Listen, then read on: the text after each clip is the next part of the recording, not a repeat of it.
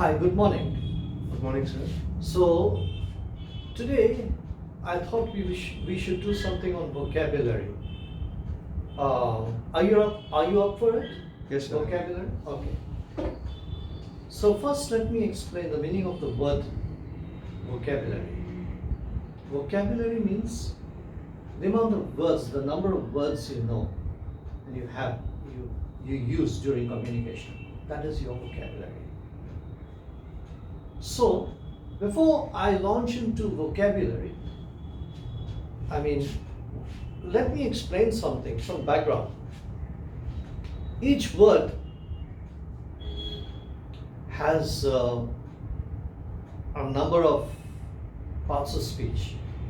Some words have many parts of speech, some words have fewer, some words have maybe only one part of speech. So, there is normally a root word, means the word from which it starts, and then it branches out into these various parts of speech. And it's very interesting to see how some words, they have adjectives. It's all coming from the same root word.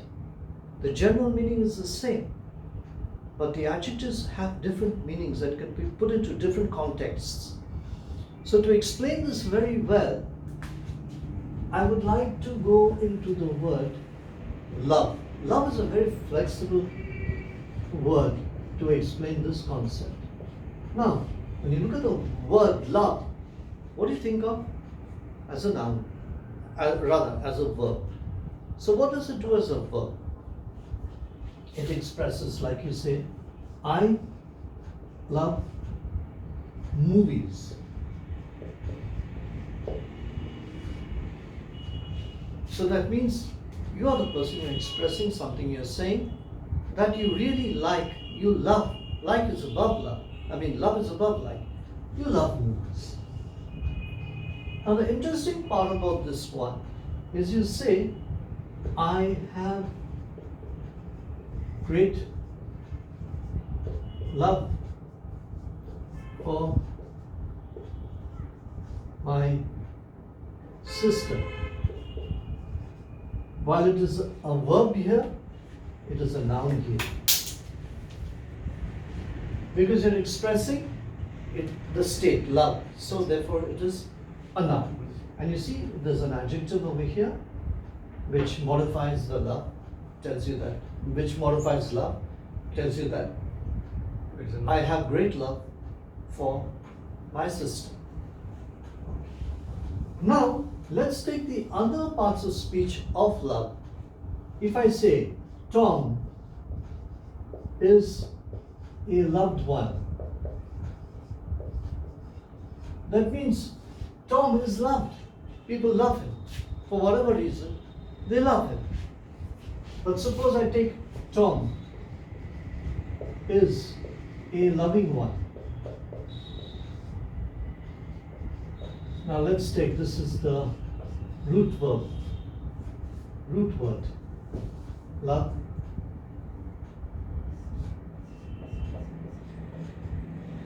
So that means now if I say Tom is a loving one, that means he himself is loved. He loves other people.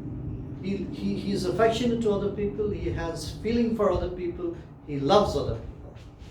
And then I'll say Tom is a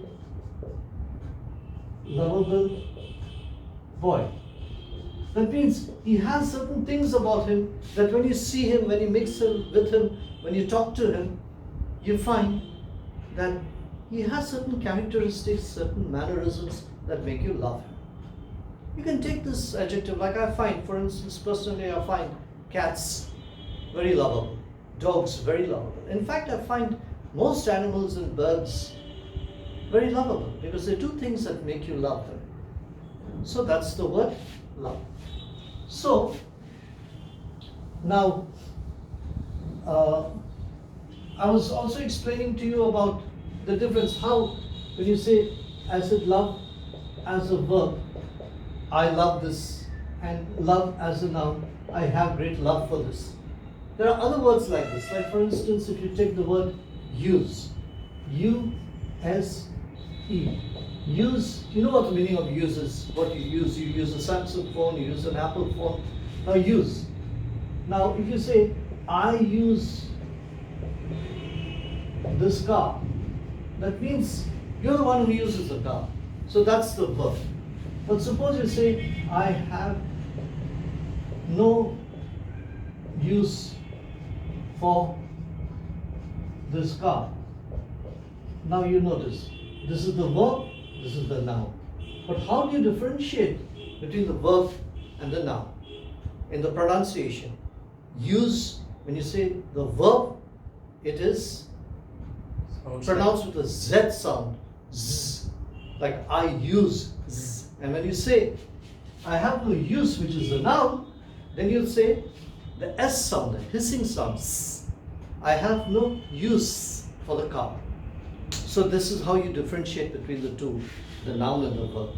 Okay. Now the word I would like to come to, which is a very good word to talk about these different parts of speech. So the word is imagine. Now imagine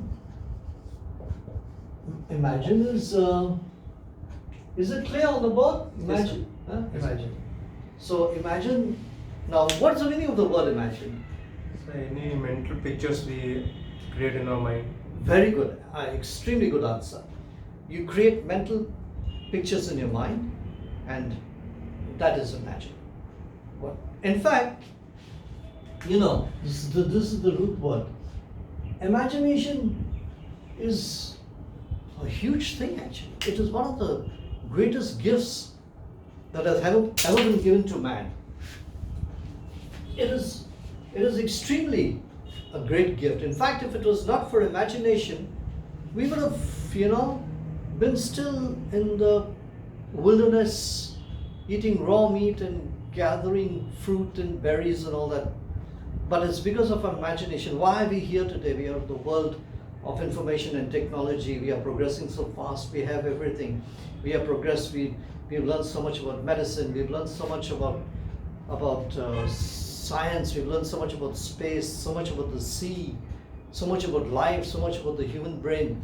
What is taking us? What is sort of propelling us in this direction, which we call progress? It is imagination. It is always your imagination. Whatever you do, it's about imagination.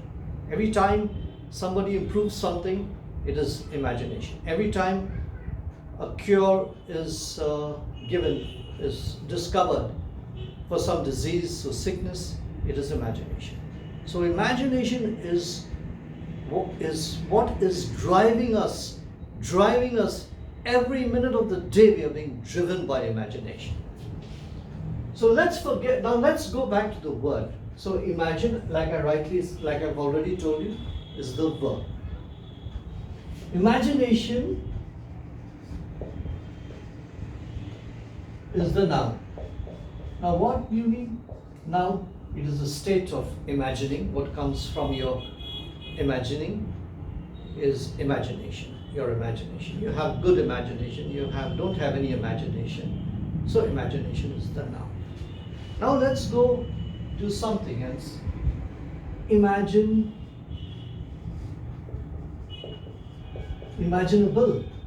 Now whenever you put this word able, it means imaginable means something that can be imagined, is imaginable. Imaginable numbers. You can imagine those numbers. Imaginable state of affairs. If you take it unimaginable, it's something that you could not imagine. Then you go to imaginary. Something that exists only in your mind. Something that does not exist outside your mind is imaginary. You can have an imaginary friend, means he exists in your imagination. You can have an imaginary aircraft.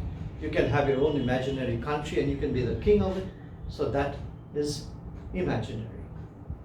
So first you have imagine, which is a verb, then you have imagination, which is a noun, then you have imagination, imaginable, and imaginary. Okay. Now I have a question, sir. Just briefly, sir, explain about the imaginable. Imaginable, something that you can imagine. Something that, you know something. Our imagination also has, depending on who and what you are, it also has some limitation. So something that you can't imagine. Like for instance, you cannot imagine what's there in space. It's not imaginable. Our minds are not so vast and not so advanced that we can imagine. There are some things that will be there that will be beyond your imagination. So something that cannot be imagined. Like in the same word, if you take words like do, and you make doable, which can be done. Think, thinkable, which can be thought. Teach, teachable, which can be taught. So whenever you put that able beside the word, that means it can be. Okay, think, thinkable, that means you can think about it. Teach, teachable, it means you can teach it. Do, doable, you can do it. Say, sayable, you can say it. Okay? Yes. Now, drink, drinkable, you can drink it. Eat, eatable, you can eat it. Okay. Which parts of species? These are all adjectives. All adjectives. All adjectives. Many words, many adjectives to which you add able, it becomes that, something which can be done. Thinkable, you can think about it. Imaginable, you can imagine it. Because imagine us trying to imagine what's there in space. It's incredible. I mean, it's beyond your imagination. But I mean, something that's unimaginable cannot be imagined. Something that is imaginable can be imagined. Right? Okay. Now let's go to which is the word you would like to know? Just tell me. So I would like to know the word contemplate. Contemplate. Now, contemplate is a nice word. The word is CONTEMPLATE.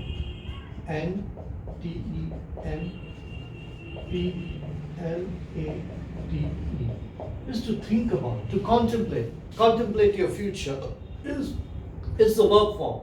Contemplate something. Contemplate buying a car. Contemplate anything.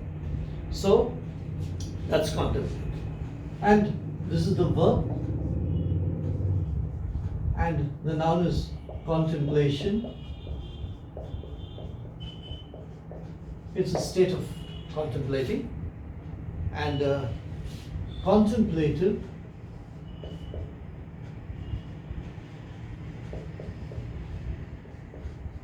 which he's a contemplative person, keeps contemplating.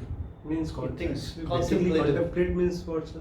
To think. To think. Long and hard about something. To contemplate your future. To contemplate buying a car. To contemplate buying a house. So many things that you may think about long and hard. That is to contemplate. Right? So one is contemplation, one is which he's a contemplative person. This is an adjective. This is a noun. And this is an adjective. And I told you adjective, if you put it in front of a noun, it becomes a defining word. It becomes a word a qualifying word. Like I'll say, he's a contemplative person. Right? He put me into a contemplative mood. That means he made me start thinking. Right? Okay, so this is as far as contemplation goes. Now what is the other word you'd like to know? I want to know, sir, restrict. Okay. Now, this is another beautiful word and has many nuances. So the word restrict, RESTRICT,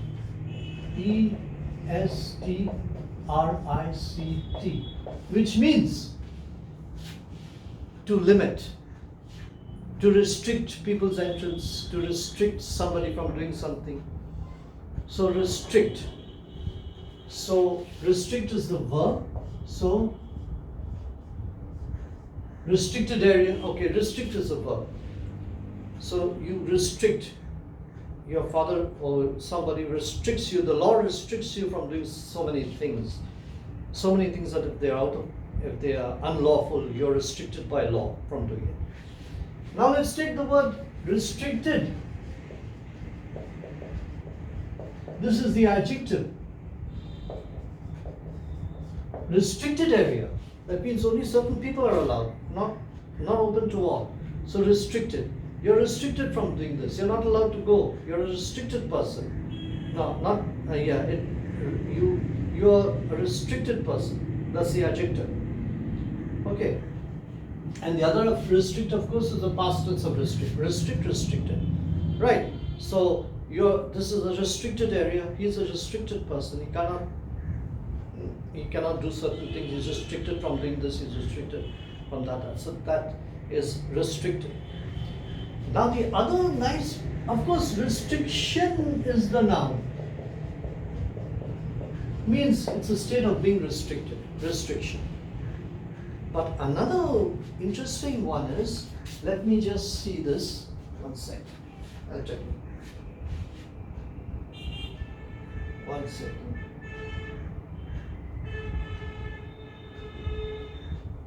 Just a second, huh? I'm just...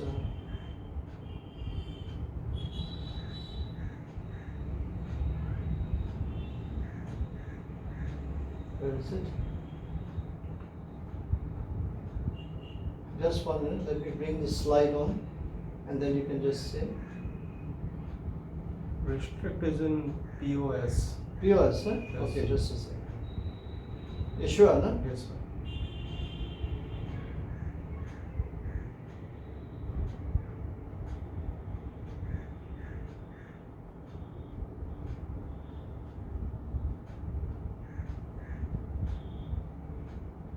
Yes. Okay. Now look at the slide, and I have given all the parts of speech in the slide. You'll see adjective, noun, just put a noun, adjective. You try to read the slide by putting in the right part of speech.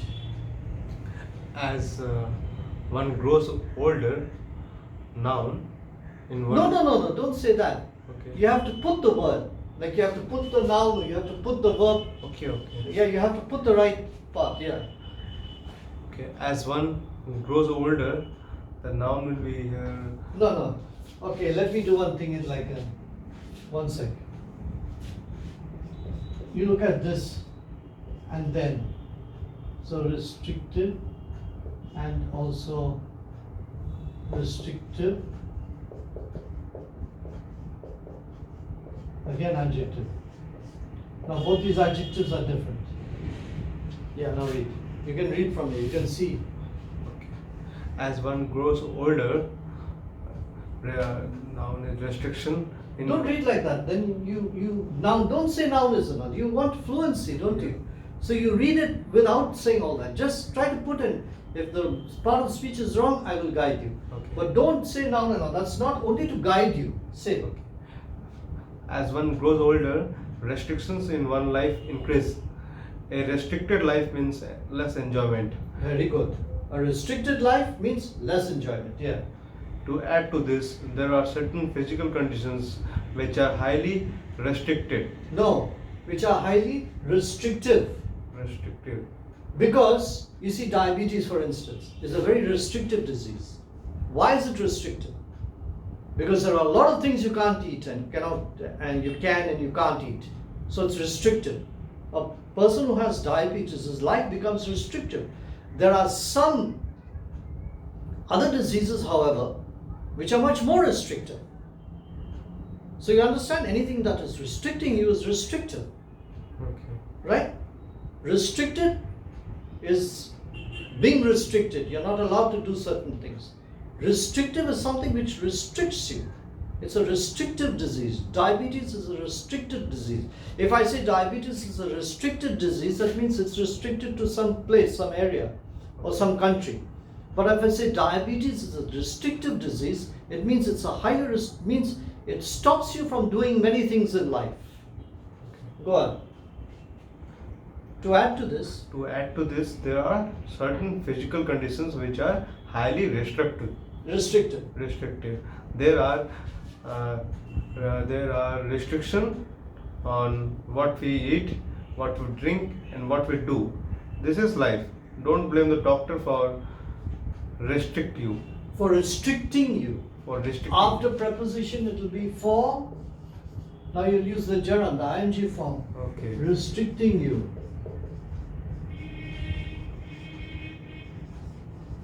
Yeah? Yeah. Cool? Yes, sir. You understood? Yes, sir. Huh? Yes, sir. Right. It's clear. That's clear? Yes, sir. So you, How and you do know you the use- difference. Now see the two adjectives. Have you understood the two adjectives? Yes, sir. One is restricted and one is restrictive.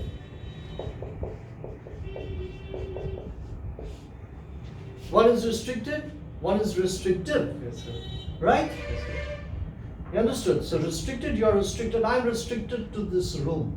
I'm restricted to this area. But diabetes has made my life very restrictive. Well, so you say diabetes is a restrictive disease because it restricts you. Anything that restricts you, anything that limits you is restrictive. Right? Clear? Yes. Now give me the next word you want. I want to know about the popular. Popular. Now popular is a very common word, but you have to understand it better. See, words may be simple, huh? But when you go into the It's in POS too. when you yeah, it's in POS too. Yes. Okay. When you go to the actual meaning, I mean, into the various parts of speech. Some people may know, some people may know popular. They have a loose meaning of popular, but they might not know the various parts of speech and how you use them. So, popular, if you're a popular person, it means you are liked. It means people like you. You're popular. Like for instance, now you can say the Samsung phone is a popular brand because many people are using. Before there used to be Nokia and Motorola and all these, but today the most popular brand of phone is Samsung. Not only because Samsung is affordable, not only because it is a good phone, but also because it is affordable. You have different ranges starting from 15,000 and going up to over a lakh. So people from all classes, people from all social backgrounds can buy the Samsung phone. That is why it's popular. So when you have a phone that says, so that's popular, and then the other word, okay, read. Popular can be No, noun.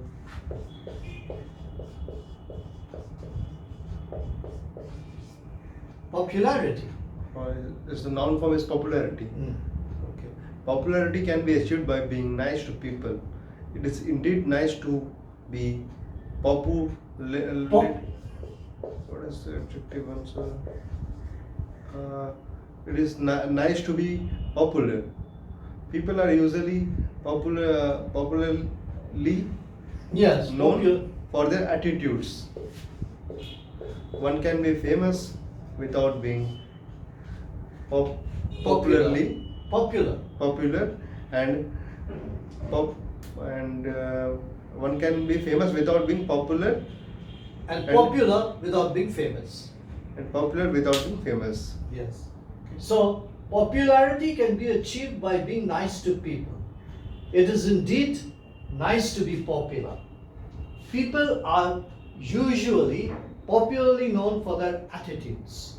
One can be famous without being popular, and one can be popular without being famous. In fact, some people are known for bad deeds. So they are known by the world, but they are not liked, they are not popular. So you will call such a person infamous. One is famous, like if you take Amitabh Bachchan and all these people, or any good singer or actor, they are famous because everybody in the country knows them. And they are also popular because people like them. But somebody like, say, Osama bin Laden, he's also famous, but for the wrong reasons. So you can say he was infamous, not exactly famous. He was infamous because everybody knows who he is, but not many people like him. What's the next word? Are you clear on this? Yes, sir. Next word? I want to like to know, sir, about the word disappoint. Disappoint. Now,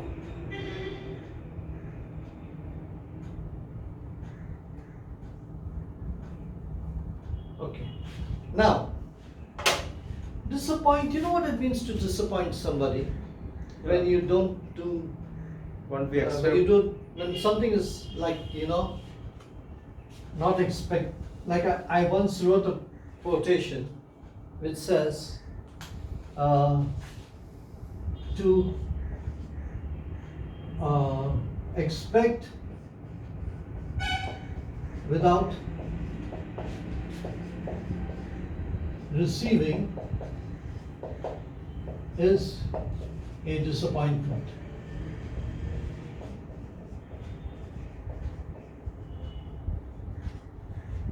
To receive without expecting is a gift. That was very clear, this quotation. Suppose on your birthday, you're expecting your father to give you a phone, but when you come home, he's got a t-shirt for you. Will you be happy or sad? Disappointed, won't you be? Yes, sir. Will you be happy? Oh, I was expecting a phone, but I got a t-shirt. No, I will be sad. You'll be sad, you'll be disappointed is the right word. But suppose you're not expecting anything, and you go home to your father, and your father says, yeah, Srini, I bought you a gift just like that. What's it for? Just like that. Make you, because I just thought I should buy this shirt, I liked it, I bought it. Will you be happy or disappointed? Happy, sir. Because you were not expecting anything. In the first case, you were expecting and didn't get. Yes, sir. In the second case, you got without expecting. So, now the word to disappoint is the verb. Disappoint is the verb. Is the verb. Disappointment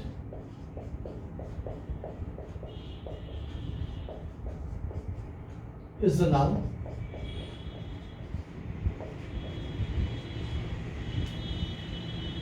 Disappointing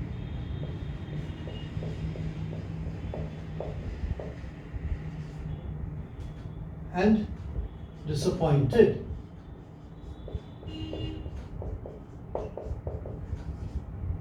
So these are both adjectives. Now over here, disappoint, the past tense of disappoint is disappointed. But when you take, I told you the past participle, the last form of the verb is this. You can also use it as an adjective. Like he's a grown boy, he's a loved one. Those are all past participles. Now what's the difference between disappointing and disappointed? Disappointing means anyone itself disappoints. If you do not get something, like you were expecting a phone, but your father bought you a t-shirt, then you can say you are disappointed. But suppose in your exam you didn't do as well as your father expected you to, then for your father you will be disappointing. When you are disappointing means you have disappointed someone. Okay. And when you're disappointed means you yourself is disappointed. Okay. Right? Yes, sir. Okay. So, now let me see if you can do that. Okay. When we don't get what we expect, we are disappointed.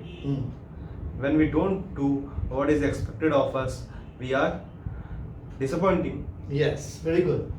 The disappointment is something we should expect in life. It is a part and parcel of life. We are bound to experience disappointment in life sometime or the other. We should try as far as possible not to disappoint the people we interact with. Beautiful, perfect, 100%. Great, Okay, sir. great.